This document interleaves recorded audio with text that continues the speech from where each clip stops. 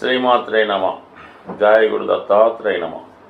ఈ వీడియోలో మనం మే 1వ తారీఖు నుంచి 15వ తారీఖు మధ్యలో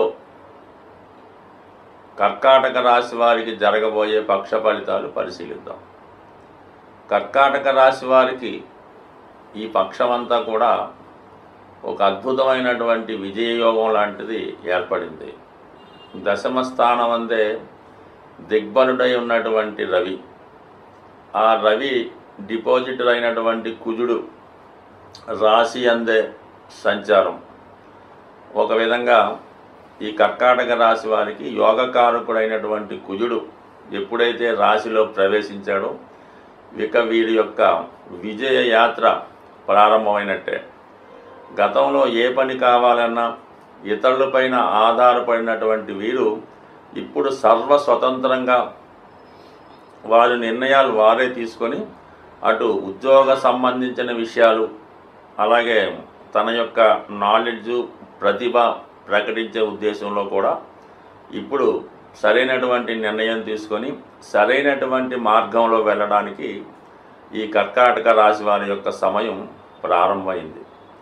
అంటే గతంలో ఎలా ఉంటుందంటే కర్కాటక రాశి వారి మీద ఎవరో ఒకరు పెత్తనం చేస్తూ వీరిని ఎందుకు పనికిరాని వాడికి ఎందుకు వస్తూ వాళ్ళని ఆధీనంలో పెట్టుకుంటారు. వీడు ఏదైనా ఒక పరీక్ష రాద్దాం అనుకున్నా, ఒక పోటీకి వెళ్దాం అనుకున్నా, ఇప్పుడు వద్దు నువ్వు తర్వాత వెళ్దు కానీ అనవసరంగా ఫెయిల్ అవ్వడం ఎందుకు, మనీ వేస్టు అని నిరుత్సాహపరుస్తూ జాతకుని ఎదగనివ్వకుండా చేయడం జరుగుతూ ఉంటుంది. ఒక పరిధిలో బంధించినట్టు ఉంటుంది అన్నమాట. కానీ ఇప్పుడు ఆ బంధం నుంచి బయటపడడం జరిగింది.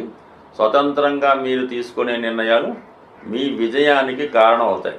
సో ఇక నుంచైనా మీరు ఇతరుల యొక్క సలహాలు వినడం మానేసి సొంత సలహాలతో ముందుకు వెళ్ళినప్పుడు మాత్రమే మీరు ఈ పనిలోనైనా విజయం సాధించగలరు. మరి ఇప్పుడు ఉన్నటువంటి ఈ స్థితి ప్రకారం మీకు ఒక గవర్నమెంట్ పథకం రావాలన్నా, ఒక గవర్నమెంట్ ఉద్యోగంలో చేరాలన్నా, మీరు చేస్తున్నటువంటి పదవిలో వృత్తిలో చాలా స్ట్రిక్ట్గా నిజాయితీగా ఎటువంటి మొగమాటం లేకుండా ఉండాలన్నా ఇది రైట్ టైం అని చెప్పచ్చు. ఈ సమయంలో మీ యొక్క హోదా పెరుగుతుంది, వృత్తిలో గౌరవం పెరుగుతుంది. వ్యక్తిగతంగా మీరు కూడా అటు మీ ఆరోగ్యాన్ని, మీ పర్సనాలిటీని డెవలప్ చేసుకునే ప్రయత్నం చేస్తారు. ఆరోగ్యం బాగుపరిచే నిమిత్తం దేహాన్ని ఫిట్గా ఉంచే ప్రయత్నంలో ఒక ఎక్సర్సైజో, యోగాయో, మెడిటేషనో చేయడం కూడా ఈ సమయంలో రావడం జరుగుతూ ఉంటుంది. వీటి అన్నిటికన్నా వెరీ ఇంపార్టెంట్ విషయం ఏంటంటే మీకు గురుగ్రహం కేవలం 15 రోజులు మాత్రమే మీకు ఇంకా గురువు 11వ స్థానంలో ఉంటాడు. ఏ ప్రయత్నం అన్నా ఇప్పుడు మీరు ఎంతో కాలంగా ప్రయత్నం చేయొచ్చు. కొత్తగా మీ మనసులోకి ఒక ఆలోచన వచ్చి ఉండొచ్చు. దాన్ని మీరు ఈ రాబోయే 15 రోజుల్లో కంప్లీట్ చేసుకుంటేనే మీకు ఆ పని సులువుగా జరిగే అవకాశం ఉంది. అందులో ముఖ్యంగా ఏదైనా విద్యా సంబంధించిన విషయాల్లో కాలేజీలో సీట్ అవ్వచ్చు, ఇంకొక ఎంట్రన్స్ అవ్వచ్చు, రుణ ప్రయత్నం అవ్వచ్చు, లేదంటే మీ పిల్లల కొరకు మీరు ఏ ప్రయత్నం అన్నా చేస్తుండొచ్చు. ఇవన్నీ కూడా ఈ సమయంలో ప్రయత్నం చేయడం వల్ల బాగా సులభంగా జరిగే అవకాశం ఉంది.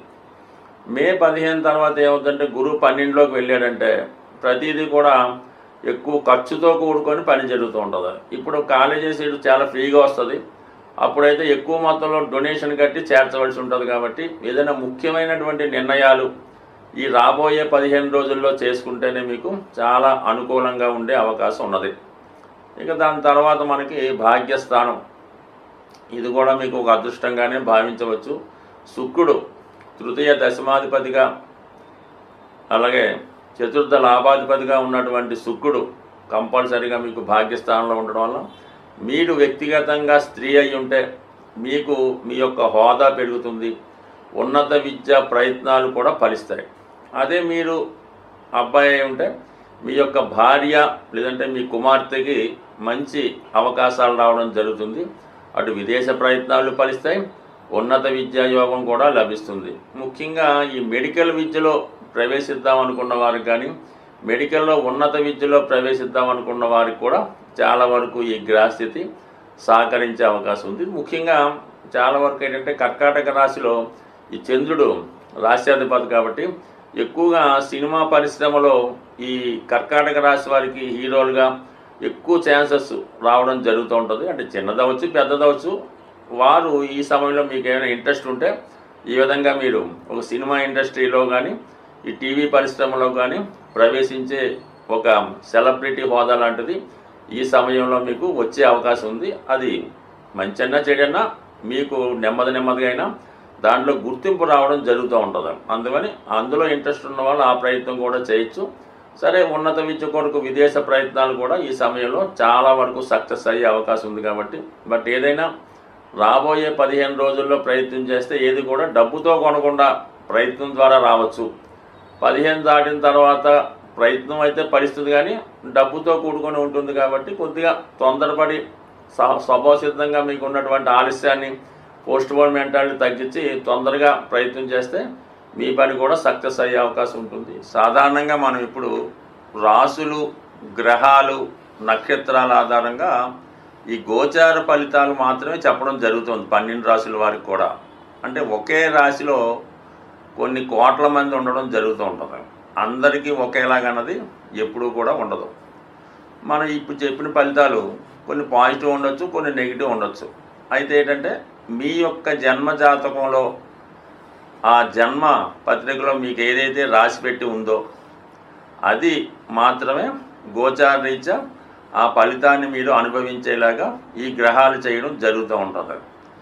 జాతకంలో లేనిది మనం ఎంత ప్రయత్నం చేసినా, గురువు ఎక్కడికి వచ్చినా కూడా జాతకంలో ఉంటేనే ఆ ఫలితం జరుగుతుంది. ముఖ్యంగా సంతానం, వివాహం ఈ రెండు కూడా పూర్వజన్మ సుకృతం బట్టి, పూర్వజన్మ ఫలితం బట్టి ఆధారపడి ఉంటుంది. అందువలన గురువు 5లోకి వచ్చాడంటే సంతానం కలుగుతుంది, మీరు చెప్పాడు కలగలేదు.